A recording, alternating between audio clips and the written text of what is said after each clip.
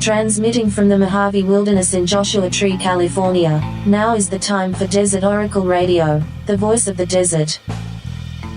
Night has fallen on the desert and it just feels like something is happening, doesn't it?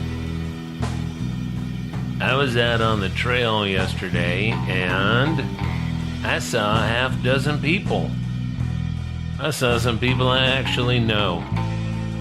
Everybody kept their usual desert people distance, of course.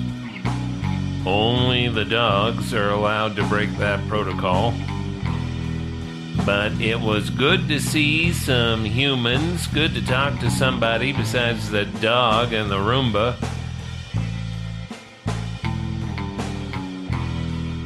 We are semi-officially kind of opening up again, opening back to the world. The national park opened again a week or so back, and I think they must have announced it in skywriting over Los Angeles because the people sure came quick. Well, enjoy it while you can. This will be a very short tourist season with the usual triple-digit summer temperatures coming back fast, too. No lines on the trail when it's 110 degrees out. And, of course, nobody knows quite what to do. What's that? The county said we don't have to wear the duck mask now? Or only sometimes? In some places? I remember a couple of months ago finding out that briefly the San Bernardino County supervisors had made face masks required for people driving alone in their cars. Well, that got reversed pretty much before anybody ever heard about it. News is slow out here. In a county that reaches from the mountains of Los Angeles to the Colorado River, from Yucca Valley to Death Valley, Barstow to Havasu, Victorville to Vidal Junction.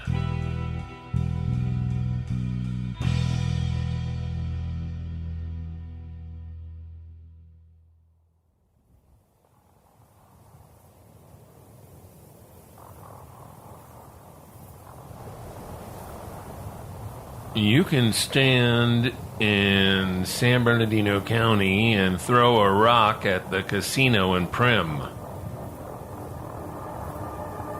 But the security guys will probably run out and rough you up good.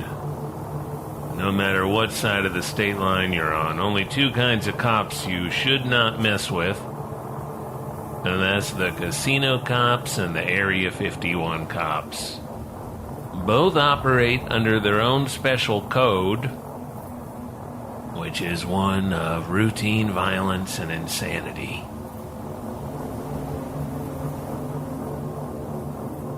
But let's stay over by the wild things, where the wild things are. Let's enjoy the original pandemic vacation. Hiding out alone in the desert while the world ends.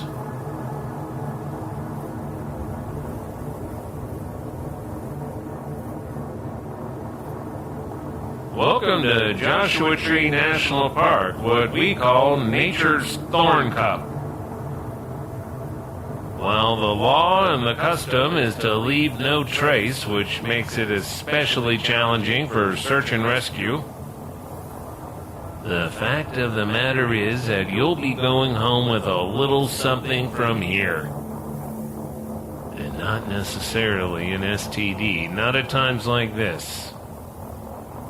Unless you're hanging out behind the liquor store and get lucky, who knows? But what we mean, folks, is you're going home with a number of cactus needles and foxtails and burrs and other such things. And these will all be deep within the skin tissue around your ankles and possibly in your buttocks if you sat down in the wrong place, which is anywhere in the desert.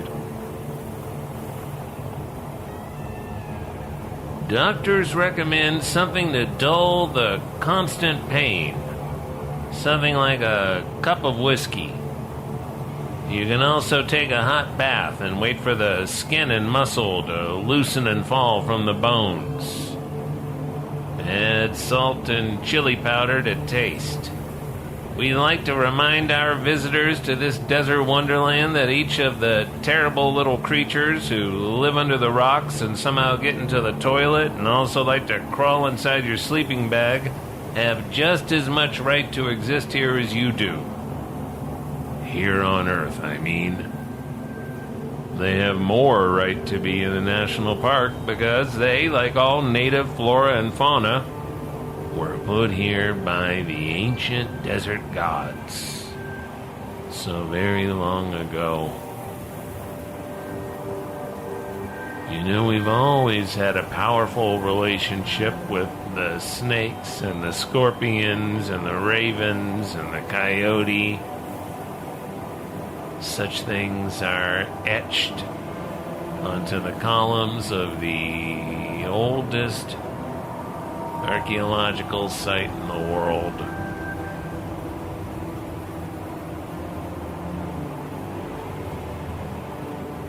Back in the Romantic era, you didn't hear a lot of romantic poets going on about the splendor of the centipede or whatever.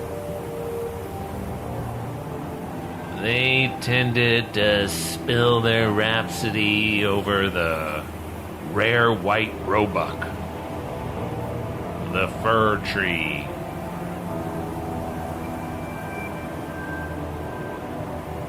the spring blossoms, and not Sears roebuck, but the European roe deer, those hardy little deer of northwestern Europe. You can find them from Scotland to Scandinavia.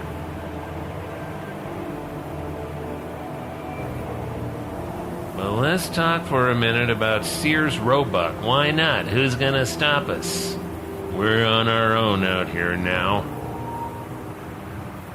The inmates have taken over the asylum, as they say, except the inmates are park rangers.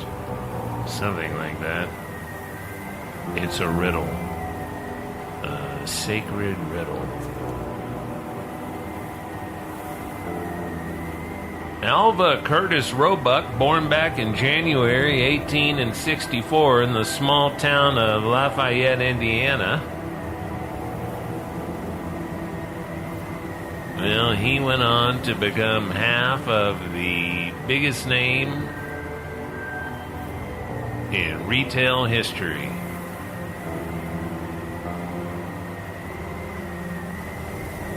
About 11,000 souls occupied Lafayette when Roebuck was born there. Lafayette, now remember that places with Fae in the name are magic locations. And places named for the Lafayette, they are usually extra different. Their impact will be outsized. And the people of these strange places will be touched by something. Madness, a little bit. The inspired madness of the American magician in the case of Alva Curtis Roebuck. His specialty at the dawn of the 20th century was the magic lantern. The magic lantern came before the movie projector. It was basically a slide projector, but a slide projector would be a big deal before artificial electric light was something people could routinely use. Chemicals were used to cook up a real bright, intense firelight. For instance, to be in the limelight was to be in the intense illumination of stage lighting of the 1820s and beyond. Lighting that was created by burning quicklime with an oxyhydrogen flame. That's what we mean by being in the limelight's glare. By the 18th century, magic lanterns were routinely used by stage magicians, traveling storytellers, the last of the old trouvères. The Norman variant of the troubadour of the south of France. The trouvères mixed up magic and theater, Norse epics, poetry and prose. They were a revered part of Norman life, unlike their troubadour cousins who were unseemly. Circus people types. Usually unwelcome in polite society. Well, the trouvères were right there with William, the Duke of Normandy, when he conquered England. They fought in the wars, they spent long nights drinking and feasting and telling tales, old ones and new. They could tell you about Roland and St. Bridget. They could tell you about the old gods of Albion, about last year's battle, and some wild story about demons and dragons and warhogs. It is a good job. A better job than being on a newspaper or magazine or content website or whatever they call what's left in 2020. Safer, at least. You might get a spear through your skull, but otherwise your job was pretty much safe for life. They had respect for the storytellers. You could make some money, maybe buy a little sod farm over in Iceland when you retire. Write down all the epics you remembered from drunkenly singing them around a fire, barbecue and beer night.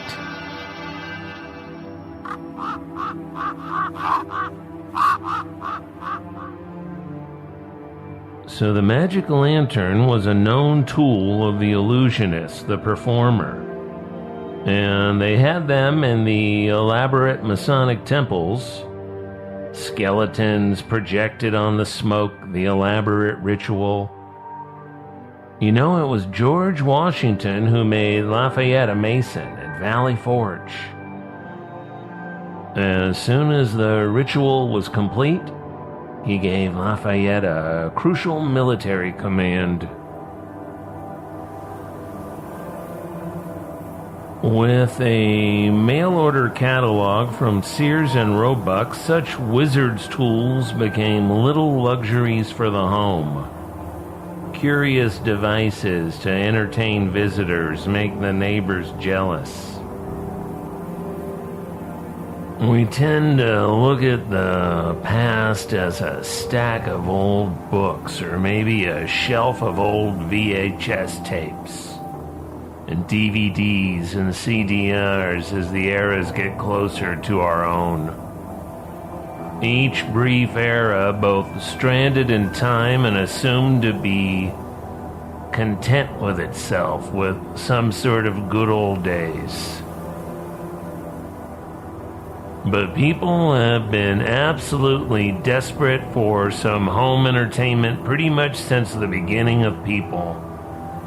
We can't get enough of it. Now, you know that gods and queens and pharaohs and philosophers would have people around for entertainment. Dancers, musicians, and clowns, ostriches on leashes. But regular people hired entertainers too. Before the time of top-down civilization, we lived in small groups and all sat around the fire at night together, telling stories and getting high, singing songs, goofing off, scaring the hell out of each other. It was the original way, the Garden of Eden, the earthly paradise. And even after the fall, when we let a few rule the many, the humblest home would hire musicians for a wedding or a feast or a funeral. And they'd keep that fiddler going even when they'd exceeded the home entertainment budget. And then it was time to pay the fiddler, and you can imagine the musicians were as skilled at getting paid as they were at playing their instruments.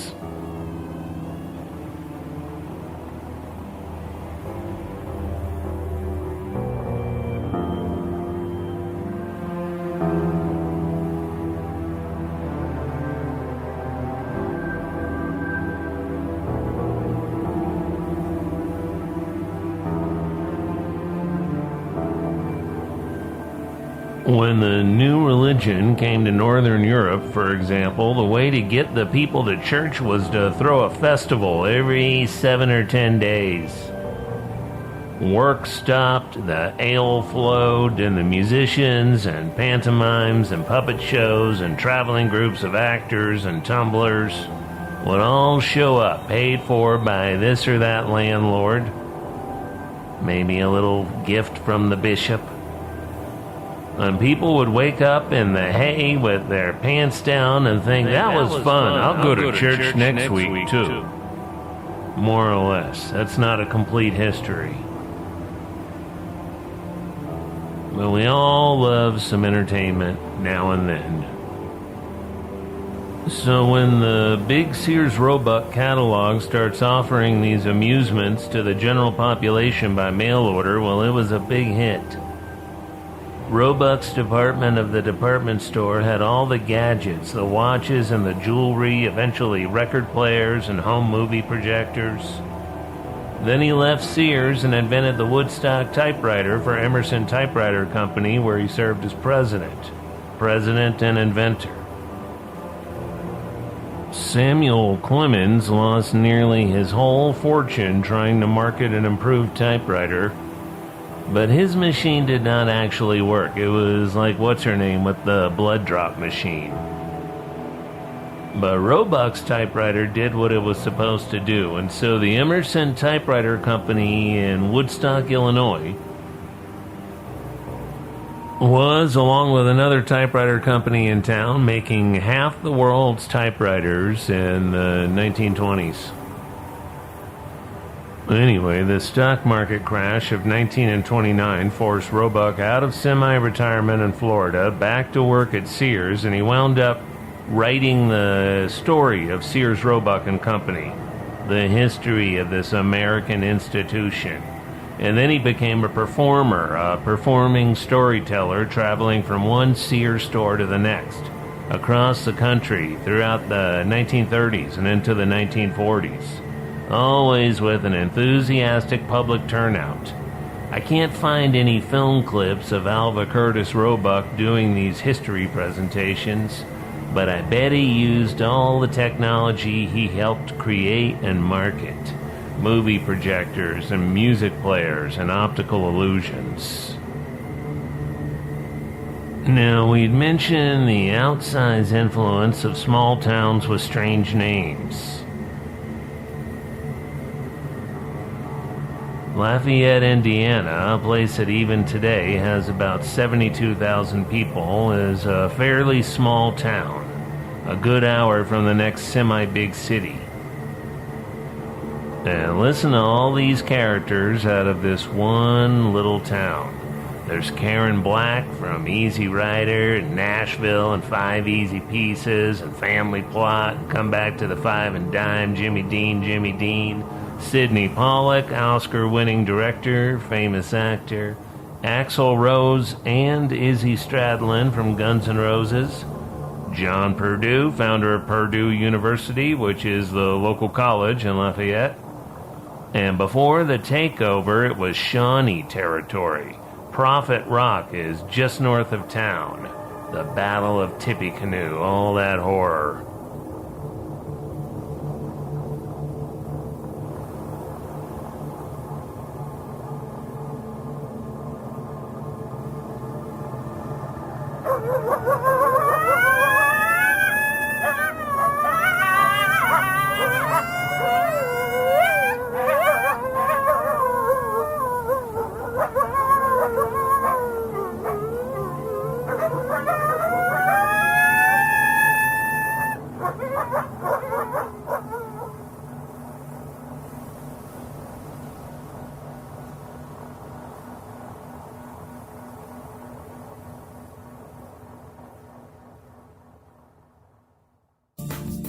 Probably the saddest thing I read about the national park reopening was the plea to drivers, to park visitors, to please keep an eye out for the wildlife, for tortoises, for snakes, for lizards, for bunnies, and baby ground squirrels.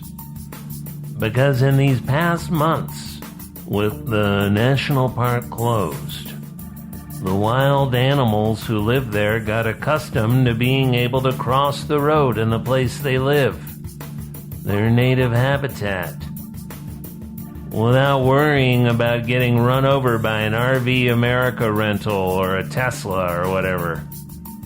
I don't know why we let cars in there at all. Why not just put in a ski lift that goes from Park Boulevard to 29 Palms and down to Cottonwood Spring on the south entrance, solar-powered chairlift pretty much right at ground level, press a button when you want to stop and it stops, off you go. Please don't step on the rattlesnakes, they're a lot smaller than you are. Most of them, anyway. Leave all the cars in a beautiful subterranean 10-story parking garage by the saloon in Coyote Corner. How fantastic would that be? Let's do that.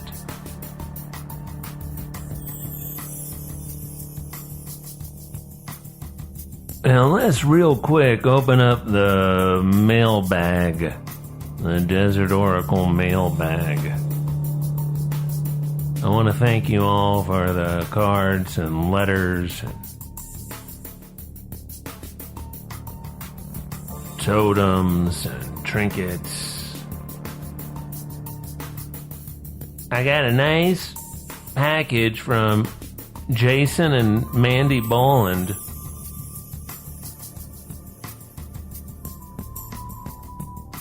And it says, Ken, we are big fans, hope to make it out there soon. Jason Boland and the Stragglers are real good, rootsy, kind of highway, blacktop musical act. And if they've been out here, I have not seen the listing. Hopefully they will. We're going to start opening the bars and saloons and such things up before too long. Might get to see some honky tonk again. I'll put a link up to Jason Boland and the Stragglers. I like this one, Dark and Dirty Mile. I also got a package from, is it Fact or Fiction or Fact and Fiction? I've lost my label here. It's the Indie Bookstore in Missoula, Montana. And the letter is from Chris Latray. Now, I know Chris Latray on Twitter, but I had never seen his book, One Sentence Journal, Short Poems and Essays. So thank you, Chris, for sending me that. I just flipped through that thing and I found about a half dozen one-sentence essays that hit the spot.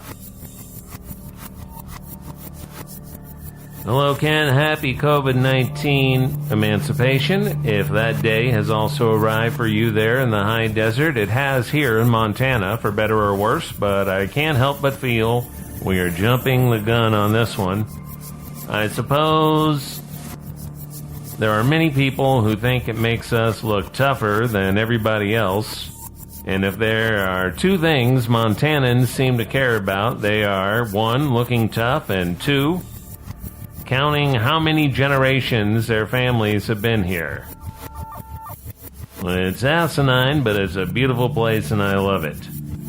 Isolation suits me fine, but I confess your Back to the Bar Rooms episode with Jason P. Woodbury got me a little misty-eyed for the dives I've been missing. My reason for writing is to tell you I love what you're doing. I've been on board since the early days. My only regret is I can't listen on my device of choice, a little handheld AM/FM radio.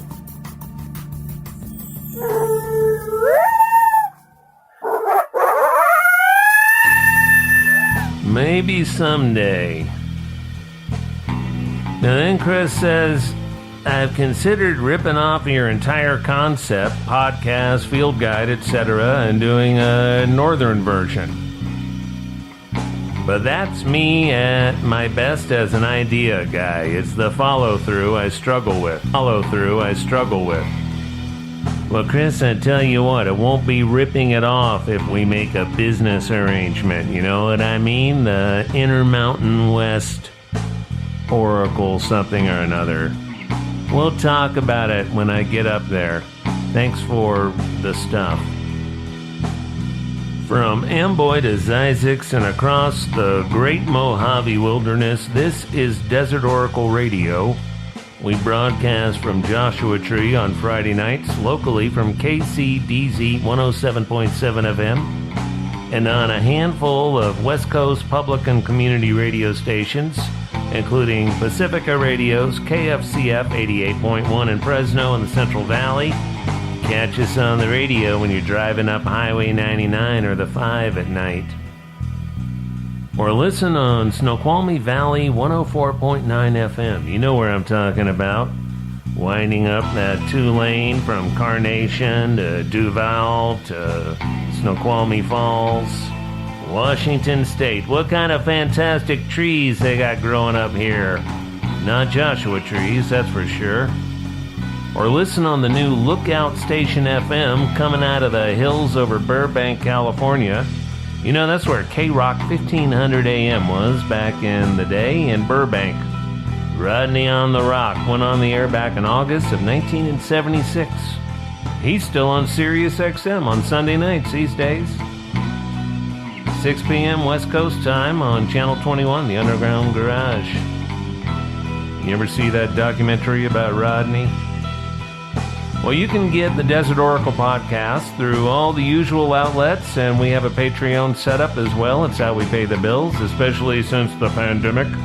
Become a patron of Desert Oracle. There's even a new secret bonus episode up there for you. Thanks to Red, Blue, Black, Silver, as always, for the soundscapes. Stay healthy out there. Thanks for listening, and good night from the voice of the desert.